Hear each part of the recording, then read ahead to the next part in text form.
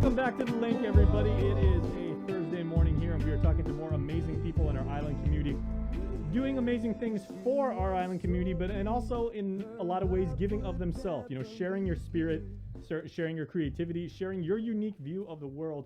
And we have one such person right now a published author, all the way from Talampago, Pep Borja, who has a new book.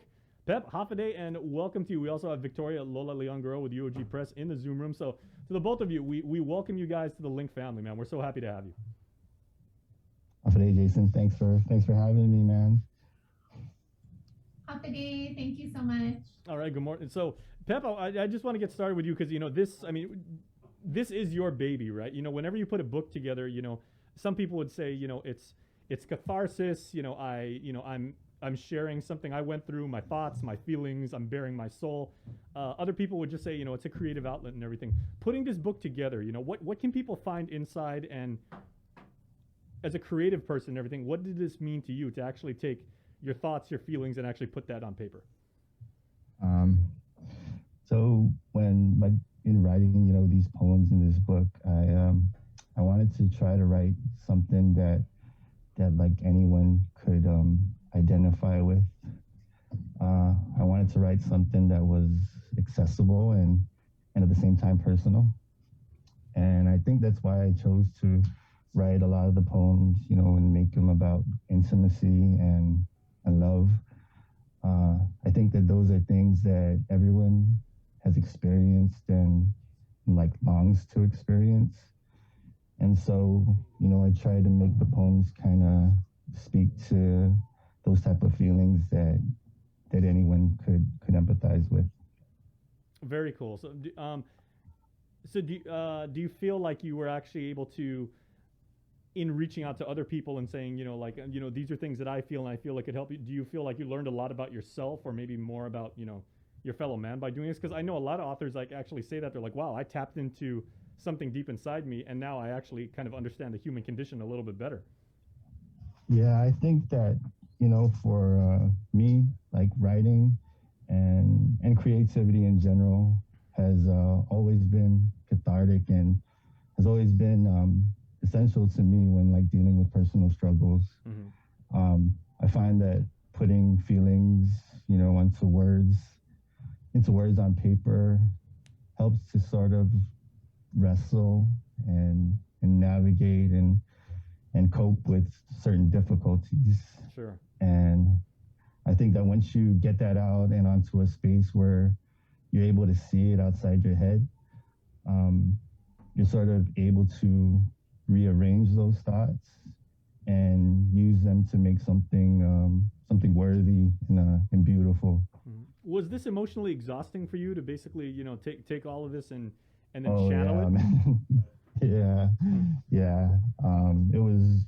It could be draining at times, and but it also could be very freeing at times too. So all that hard work, it really helps to kind of drain yourself of feelings and emotions and stuff, and afterwards you're able to recoup and come back. Yeah. Pep, stronger. Did you go into this project, maybe having like a core idea or a central theme that you wanted to kind of like build your poetry around, or was it basically like this is a grab bag, and that's totally cool, and this is a look at basically what's inside my head and what I'm feeling? There definitely is like a recurring theme with all the poems, and I think when writing the poems, I wanted to capture the feeling of being close to somebody vividly and honestly, because I think in life, we have certain people that come into our lives with whom we develop these deep and meaningful bonds, and the memories we create with these people are often fleeting. So in order for me to like better remember, I think that it helps to take those thoughts and feelings and try to put it on paper with words that capture sort of the gravity of those moments. Mm-hmm. How long have you been working on? Because I can just tell, by your diction and and you are a wordsmith, and you have a very, very firm grasp on how to tap into something that each of us as members of the Earth Society go through or will go through sometime, and like our walk here. But what was your creative process like and everything like that? Did you have, it's funny. They said Stephen King, always likes to have, a cigar and, a couple shots of brandy before he really sits down and writes. And he always does it at the same time of day, in the same space, in the same chair for 40 years and everything like that. Do you have a routine, or do you just kind of let the spirit move you? Yeah. I think for me, the one thing that really helps with the creative process is isolation. It's isolating myself, in a room or, just somewhere where you can be alone. I think isolation really helps, with kind of figuring out what you want to express. Okay. Pep, was that easy to do in this pandemic? I mean, you talk about isolation. Okay, been there, done that. No, not really, man. It's kind of hard, being cooped up and stuff. But I find late nights, when everyone's asleep, that's a perfect time to try to, think about things you wanna do. Oh, and we are going to hear a couple of your pieces. You're actually going to grace us with this, but I want to bring in Lola first and everything, because as the center point of UOG Press and everything, this is your 22nd work, I believe, that you've now, and this isn't just another title that you can literally shelve, into the catalog at UOG and everything like that. This is another local person who's choosing to use their gift to share and to express and everything like that. And this actually just makes, the collection that you guys have been able to amass over the last few years and everything like that incredibly diverse. So what does that mean to you? Yeah, I think what I really love about this book is that it gives our whole island something new to, not just read, but also be inspired by in terms of what's possible with writing and publishing. Dry Nights is, very honest. It's very beautiful. You can read these poems over and over and continue to find something new. And I think in talking about feeling isolated and going through a pandemic, I think having someone else share so much of their soul on paper makes others feel less alone, and I hope inspires them to also write. I think I'm really honored that UOG Press is adding this book to our catalog. It's been incredibly fun working with Pep. And it's also been pushing us into new realms of how we share stories. So for the book, we've actually partnered with acclaimed local filmmaker Brian Munya to do a theatrical short film about it. So we did a casting call. We've been working with really talented local actresses because we felt that the book itself really opens itself up to layers of artistic interpretation. So working with a filmmaker, now working with these actors and seeing how they interpret it. So this is a full multimedia experience. Yeah, and the book now includes, it also includes a collage artist, Tanya McDuff on the beginning and the cover. We have an illustrator that helped to illustrate some of the poems, Constance Sartor. So it's really layers of artistic expression, and Pep's words and the beauty of Pep's words really made that possible. We have a small book trailer that was produced by Brian Munya, but it's just a teaser for a longer film that we're hoping to release by the end of the year when the island opens up. We're going to be working with Tango Theaters, but we just felt that this was the kind of book that not only could inspire others, but could also continue to be reinterpreted with other forms of art. And if you want, since you led into it, we have that trailer right now. So here, ladies and gentlemen, is the trailer for Pep Borja's book. Here is the trailer for Dry Nights.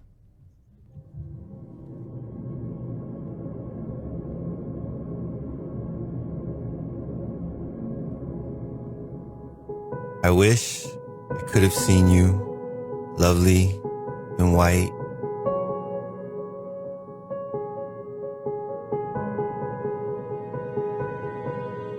Showing me the world,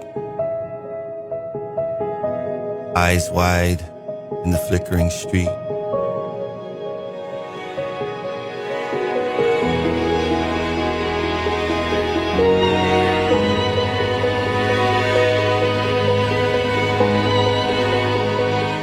Where you are to where I am has become an empty space on a page.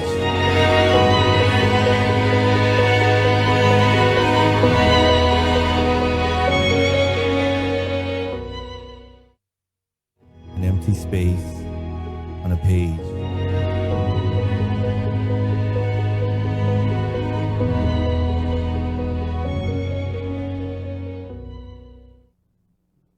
Wow, Ian Day, you got a trailer for a book? What the hell is it 2021?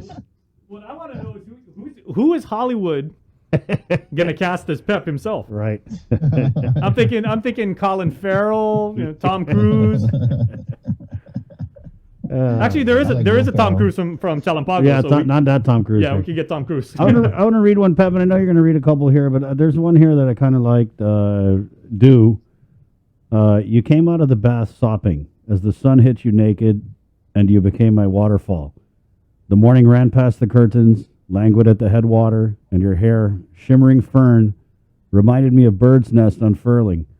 Rain-streaked leaves to the sun and gravity, cutting into a valley as you made your way across the room. Goosebumps stroke your sun-kissed calf, and froth falls towards the afternoon, with the dying momentum of all the discarded garments writhing on the floor. You take my hands over the tawny drift of your chest. Jackfruit leaves are falling, and I think of marble eels, jumping butterflies on the branches of the cicadas? Yeah, cicadas. Cicadas, all along the riverbed. Sorry, No worries. I don't know how to pronounce that word. But that's lush. That's Yeah. I mean, there's a visual that this is like Lord Byron for Guam. I mean, romantic, right? No, bro, and I get the visual picture you're painting here. When I was talking with Victoria last night, I was like, Victoria, this is erotica. And I feel like it's something definitely different for the UOG Press. It's great. It's, I mean, who hasn't written a poem for someone that they feel very strongly about? You right? used to do that in high school. I mean, we all do. I know, Jay, you've got some classics, I'm pretty sure, in your quiver. I made a webpage for a girl I liked once. But Pep, you know what? Sometimes you write a piece for somebody and you want it to last forever, but it doesn't, right? And you move on. And so what happens to these pieces that you write about people when they're no longer your people? Well, I think like for me, the pieces are like kind of a record, just it's like a words painting a picture. And it's just like, something you keep in a box in your drawer so you can remember it and, you know that it happened.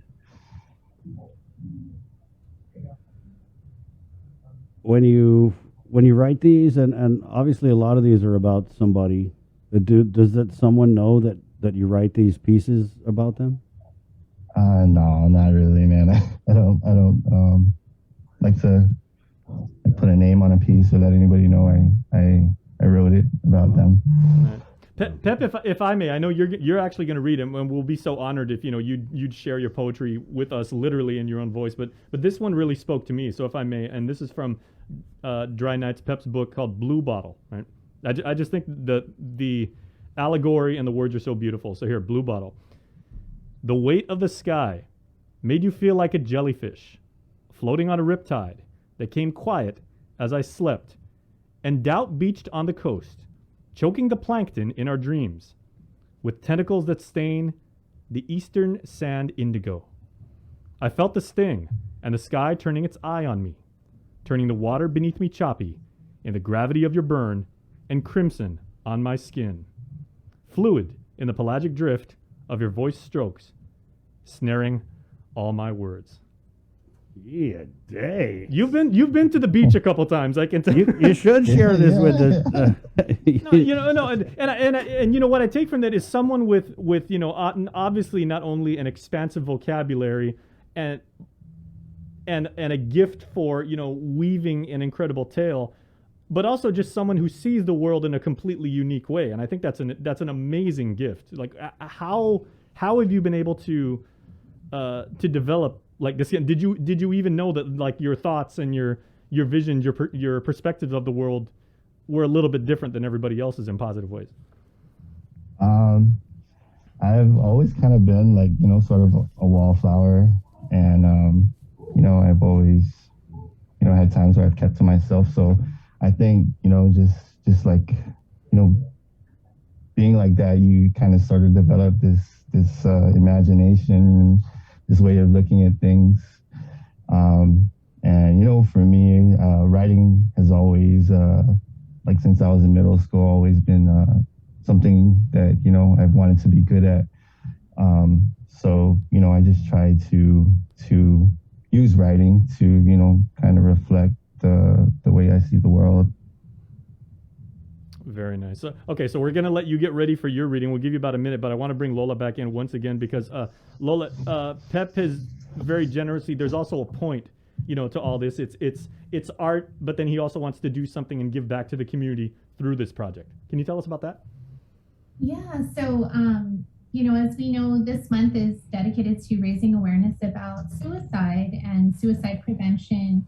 And, within the book, one of my favorite poems, and Pep is going to read it today, is about a teenage girl who died of suicide in high school. And the poem, I think, just really powerfully captures what that's like for her, what that's like for, people that are close to her. And I think what I hope, is that people who are feeling these ways, excuse me, have poetry to read or write. It's okay. I'm getting choked up too, just hearing the poetry. But have writing to turn to. And so what we're doing is the book officially launches on October 2nd. And so throughout the month of October, we've opened up pre-orders. You can pre-order the book on our website, which is uogpress.com. It's a new e-commerce site that we just launched. And so you can go to uogpress.com, pre-order his book today. We can either ship it to you or you can pick it up at a socially distanced book signing on October 2nd. And $2 from every pre-order sale will be dedicated to a project that we're going to launch to solicit youth-generated content about suicide and suicide prevention. So what we hope is that we will be able to provide our youth with another outlet and the possibility to share their perspective and some of their struggles with the world. As we know, our youth are, suffering at really high rates of depression and suicide right now. Especially during the pandemic, our island has seen a very startling increase in suicide, particularly youth suicide. I've personally lost, very close family members in this time. And so I just feel that it's an important time for us to create more opportunities for expression and the ability for people to be in conversation through writing, through film, through music is more important now than ever. You need a drink of water, Victoria? Sorry, a frog really got in my throat there. But yeah, so if you can, just visit us at uogpress.com, pre-order Dry Nights today. It's only $12 and $2, like I said, from every purchase will be dedicated to this project. And then we'll be able to share more information about the book signing, but it'll be on October 2nd. From 2 p.m. to 4 p.m. at the University of Guam's Humanities and Social Sciences atrium. And even if you don't want to come, I know it's crazy right now to try to go anywhere in public, like we will mail it. You can pick it up in our offices anytime after October 2nd, and the book will also be available in all local bookstores. All right. Okay, Pep, here you go. Moment of glory. Have you done a reading before, my friend? Just one for the film. It's the only one I've done. Right. So this is my first, I guess, public reading. Right. I saw, though, at the end of the book, you've been published before in a couple of other places. So is this book, Dry Nights, is it a departure from other material that you've had published before? Yeah, it's a big departure, man. The stuff I have been published for previously dealt a lot with it's like cultural identity, right, and political status and stuff like that. So this is a big departure from what I was recognized for previously. Right on. Well, no risk, no reward, bro. Yeah. All right. So, Link fam, we're gonna get a little poetic here, and then after this reading, we're gonna give you $500. Very nice. Courtesy the voice, okay? So Pep, you're the warm-up. And again, Pep Borja is the author of UOG Press's Dry Nights. Pep, good morning. All right. This one's for Billy. I heard in the halls that you came in around 80, and it was the type of ruthless rabble the Veronicas preach to spread their rap, as though the sardines in those jeans were the cafeteria's most succulent. It never added to anything raw, but when you walked in tomorrow, third day of your first year, I knew you without knowing, and you knew I knew it.